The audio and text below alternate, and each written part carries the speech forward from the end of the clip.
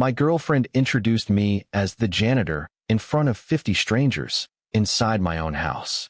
What she didn't realize was that I'd just signed the biggest cybersecurity deal of my career.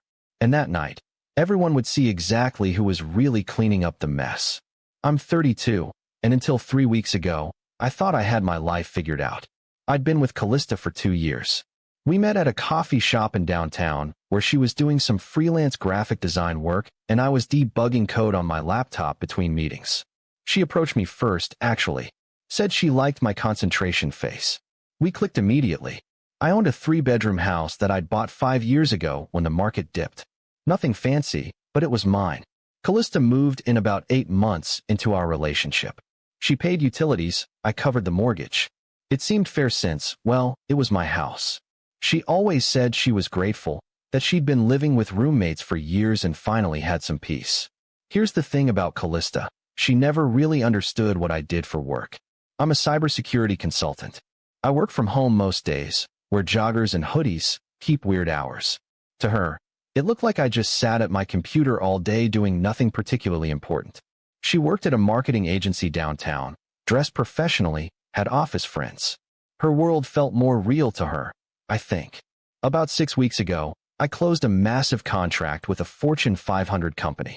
We're talking 7 figures over 2 years. I've been working on this deal for 8 months. The day I signed it, I came upstairs from my office around 3 p.m., grinning like an idiot. Callista was on the couch watching something on her laptop. I did it, I said. The Riverside deal. It's done. She glanced up. That's great, babe. Then back to her screen. Hey, so I wanted to ask you something. My friend Bridget is throwing this mixer thing on the 15th, kind of a networking event. Can we host it here? I was still floating. Sure, yeah. How many people? Maybe 40? 50? It'll be casual. Wine and cheese kind of thing. Sounds good, I said. She smiled, kissed my cheek, and that was it. No questions about the deal. No celebration dinner. Nothing. The next 3 weeks were busy. I had calls with the Riverside team, paperwork, strategy sessions. Callista was planning her event, which had apparently grown into this whole production. She hired a bartender, ordered catering, bought new decorations. I offered to chip in for costs since it was at our house, but she waved me off. Said her agency friends were covering it as a collaborative networking opportunity. The night of the event, I stayed downstairs in my office until about 7 p.m. I could hear people arriving, music, laughter. I'd been on calls all day and wanted to finish some documentation before joining. When I finally came upstairs, the house was packed. 50 people easy, maybe more. Everyone dressed business casual, holding wine glasses, clustered in groups. I spotted Callista near the kitchen talking to 3 women I didn't recognize. I walked over, and she saw me coming. Oh, she said, and there was this weird tone in her voice. Everyone, this is the guy I was telling you about. He takes care of the place. One of the women smiled politely. Oh, do you do property management? Callista laughed. Not exactly. He's more like, he keeps things running. Fixes stuff. You know. I just stood there. My house. My mortgage. My furniture they were sitting on. I started, but Callista cut me off. Anyway, he works from home, so he's usually downstairs. Very low-key. She turned to me with this bright, fake smile. Thanks for letting us use the space tonight. You can head back down if you want. I know you have work stuff. The women were already looking past me, disinterested. I was dismissed. In my own house. I didn't go back downstairs. I walked to the bar, got a bourbon, and stood near the window. I watched Callista work the room. She introduced people, laughed at jokes, played the perfect host. Every time someone asked about the house, she was vague. A friend's place. Someone I know. Once, I heard her say a family property. Around 9 p.m., a guy in an expensive suit approached me. Hell of a place, he said. You know Callista through work? I'm her boyfriend, I said. I own the house. His eyebrows went up. Oh, she said. I thought you were the building manager or something. No, I said. Just the janitor, apparently. He looked uncomfortable and made an excuse to leave. I finished my drink and went to find Callista. She was on the back patio with a group of 6 people. I walked up and stood next to her. Callista, I said quietly. Can we talk? She barely looked at me. Kind of busy, babe. Can it wait? You introduced me as the janitor. She laughed nervously. I didn't say that. You said I take care of the place. You told people I keep things running. One of her friends cleared his throat. We'll give you 2 a minute. They scattered. Callista turned to me, annoyed. What is your problem? I'm networking. This is important for my career. Your career, I repeated. In my house, where you told everyone I'm basically the help. Oh my God, you're being so sensitive. I just didn't want to explain the whole living situation. It's complicated. What's complicated? We're together. I own the house. You live here. She crossed her arms. You don't get it. These people are serious professionals. If I say my boyfriend works from home in sweatpants all day, it makes me look bad. Like I'm not ambitious. I closed a $2 million deal 3 weeks ago. She blinked. What? The Riverside contract. I told you about it. 7 figures. It's the biggest deal of my career. You said it was for work. You didn't say how much. You didn't ask. We stood there. Music thumped from inside. Someone laughed too loud. Well, Callista said finally, that's great. But you still could have stayed downstairs tonight. This event was important to me. I walked away, went to my office, locked the door, and pulled up my email. Sent a message to my real estate agent. Need to sell the house. Call me Monday. Update 1. The party ended around midnight. I heard people leaving, Callista thanking everyone, promising to keep in touch. I stayed in my office. Around 1 a.m., she knocked on the door. Are you seriously going to pout all night? She called through the door. I didn't answer. Eventually, she went to bed. The next morning, I was at the kitchen table with coffee when she came upstairs. She looked tired, hungover maybe. We need to talk, I said. She poured coffee, sat down. Look, I'm sorry I didn't make a bigger deal about your work thing. That's great that you got the contract. Really, I'm selling the house. She froze. What? You heard me. I'm listing it. My agent's coming Monday to do a walkthrough. You can't be serious. Over last night. Last night made it clear how you see me. How you see this relationship. I'm not going to live somewhere I'm treated like I'm invisible. I didn't treat you like you're invisible. I was trying to keep the focus on the event. By lying about who I am, she slammed her mug down. Fine. You want me to apologize? I'm sorry. I shouldn't have downplayed your job.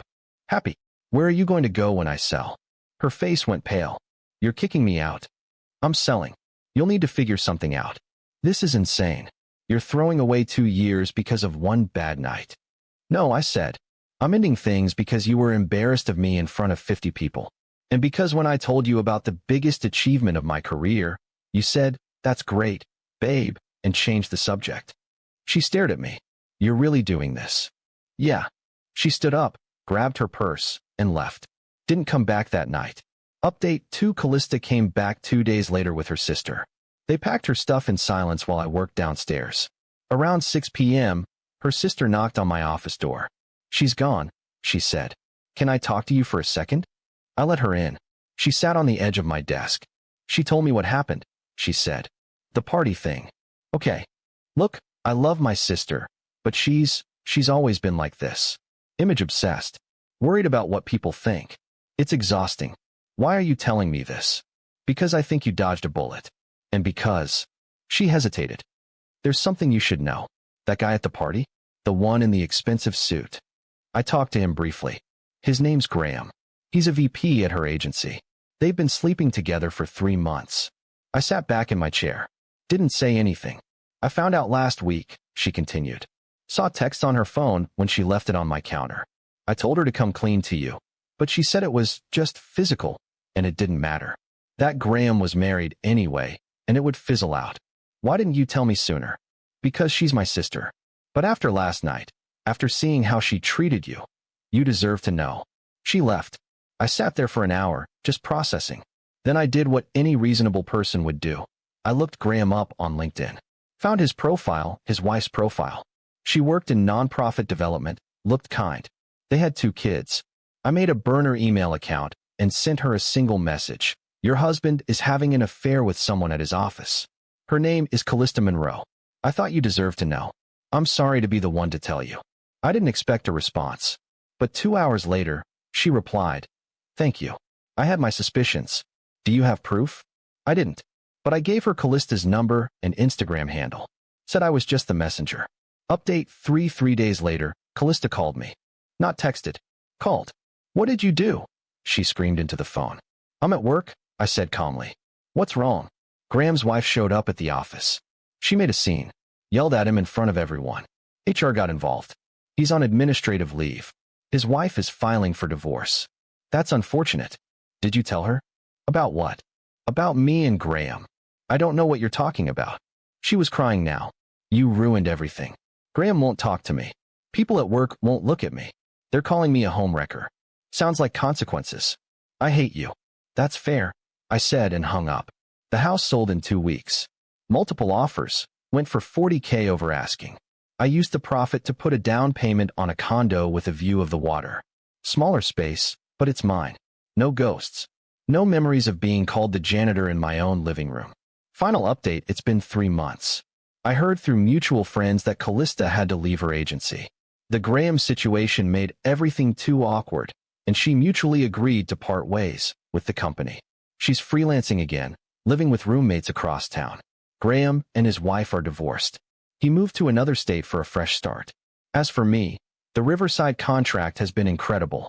The work is challenging, the pay is ridiculous, and I've already been approached about 2 more deals. I'm dating again, nothing serious, just coffee dates and dinners with women who actually ask about my job and listen when I answer. Last week, I ran into one of Callista's friends from that party. She recognized me at a bookstore, came over to say hi. I heard about you too, she said. Sorry it didn't work out. It's fine, I said. Things happen. For what it's worth, she added, after that party, a bunch of us figured out you actually owned the place. Callista's story didn't add up. It was pretty clear she was embarrassed of you for some reason, which was insane considering. She gestured vaguely. Anyway, you seem like you're doing well. I am, I said, and I meant it. I don't think about Callista much anymore. Sometimes I wonder if she ever realized how badly she fumbled, or if she still thinks I overreacted. But honestly, it doesn't matter. I learned something important. Never let someone make you feel small, especially in your own home. And if they do, clean up the mess and move on. Edit 1. A lot of people are asking if I felt bad about telling Graham's wife. Short answer, no. She deserved to know. Cheating isn't a victimless crime, and I wasn't about to protect someone who helped humiliate me. Edit 2. Yes, the house sold fast. The market is insane right now. I had 3 offers within a week of listing. Edit 3. To everyone saying I should have confronted Callista about Graham during the breakup, I wanted a clean exit. Bringing up the affair would have made it messier. Telling his wife was cleaner revenge anyway.